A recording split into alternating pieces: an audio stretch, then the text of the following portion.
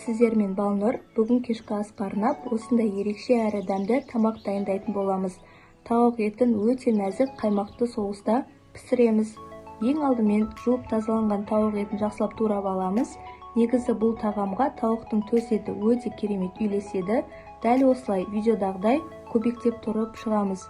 Бұрын соңды бұл тағамды дайындап көрмеген болсаңыздар, міндетті түрде жасап көріңіздер.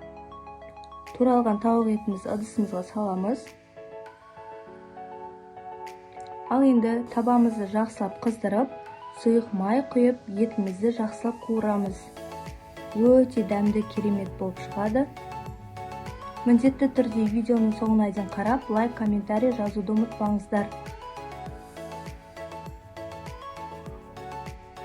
Етіміз жақсылап қызарып қуырылғанша бір бас пиязды майдалап туралап аламыз.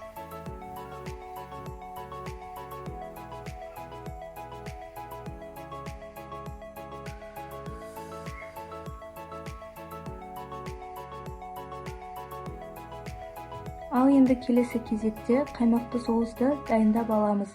Ыдысымызға 20% қаймақ саламыз. Үстіне 2 тіше сарымсақты майдалап турап аламыз. Сіздерде үккіш болса, үккіштің көзінен майдалап өткізіп алыңыздар.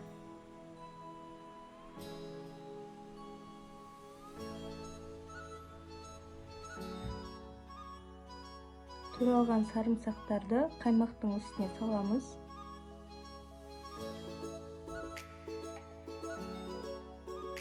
Үстіне тұзымызды саламыз.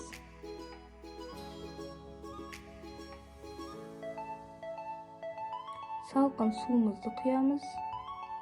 Және міндетті түрде бір ас қасық ұн саламыз. Онды салу себебіміз біздің соусымыз қоюланады. Яғни бізге қою болу үшін қажет. Барлығын жақсылап араластырамыз. Етіміздің үстіне пиязымызды саламыз. Пиязымызды жақсылап 4-5 минуттай қызартып пісіріп аламыз. Үстіне қаймақты соусымызды құямыз. Мен етке тұз салған жоқпын, себебі біздің соусымыздың құрамында өзінде тұзы бар. Жақсылап араластырамыз. Астын баяу отқа қойып, 30-40 минутта пісіріп аламыз.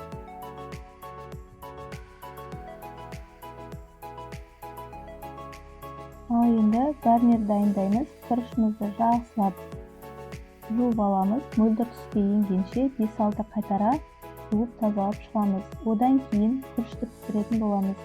Ыдысымызға сұйық майымызды құйып, күрішімізді саламыз.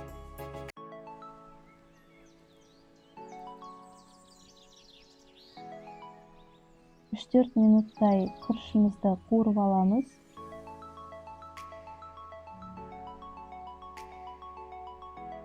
Үстінен қайнап тұрған ыстық су құямыз.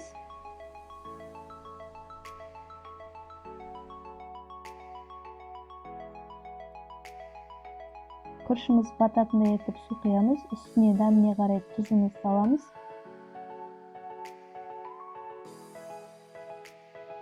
Астын баяу отқа түсіреміз. 20-25 минутта пісіріп аламыз. Міне біздің қаймақты соусымыз дайын. Қалауларыңыз бойынша аз көп қоссаңыздар болады.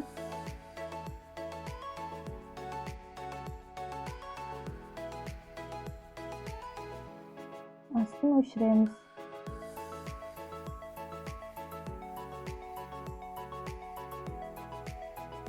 Міне күрішіміз дайын. Енді ыдысымызға саламыз. Менде осындай силиконды ыдыс.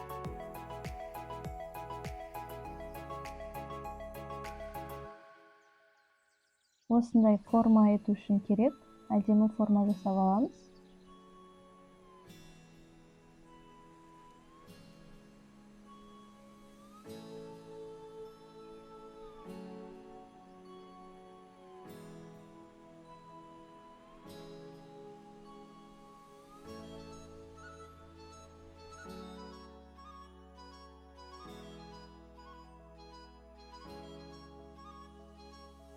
Қаймақты соусымызды жақсылап араластырып, жанына құямыз. Дайын асымызды дастарханға ұсына берсек болады. Міндетті түрде дайындап көріңіздер, дәмі тілге үйреді.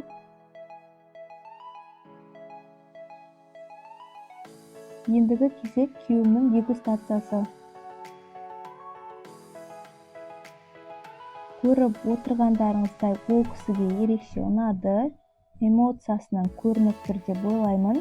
Сіздер де дайындап жақындарыңызды қуантып қойыңыздар, комментарийде бөлісіңіздер. Сіздермен болған Балнұр, қош сау болыңыздар.